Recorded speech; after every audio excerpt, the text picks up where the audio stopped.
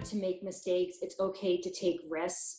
We live in a, social media world where, every picture is, filtered oftentimes.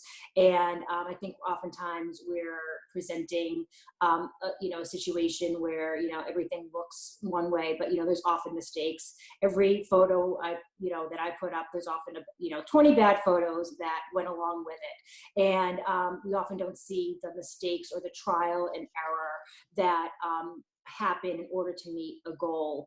And I think that that's something that I would really just tell my younger self, like, don't be afraid to make mistakes. Mistakes are going to happen. But the most important thing is to learn from your mistakes, and so you don't repeat them, and so you can reach your goals.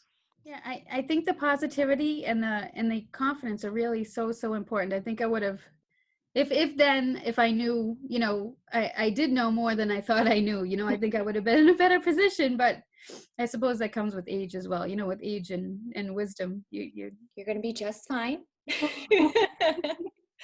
So I think at every, inflection point in my career has felt really intense at the moment. And sort of once you're through it, and you're on the other side, and you're on, to the next mountain, you're onto the next hill, and you're on to bigger and better things. And so sort of sitting back and reminding yourself that you're going to get through it and there will be life on the other side, which is probably advice that I could take right now, is something I would tell my younger self.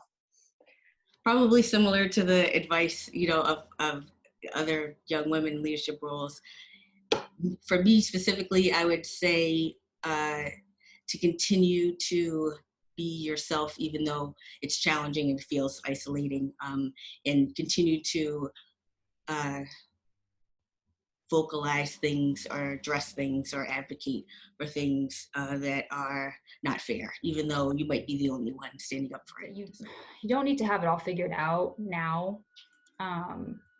Life kind of happens while you're focusing on something else to happen. So like in the peripherals, like you're setting a goal and you just need to kind of like slow down, because it's like these little moments in the meantime between where you think you're standing and where you need to go. And that urge that you feel to speak up for others and always try to mediate or fix the problem, find a solution to a challenge, all of that energy that you feel when you come across somebody who needs help and you just want to help them, yes, all the time. I think that you should harness that and understand that that's called advocacy, and that it's going to come in handy when you get older. But lean into it and don't be shy.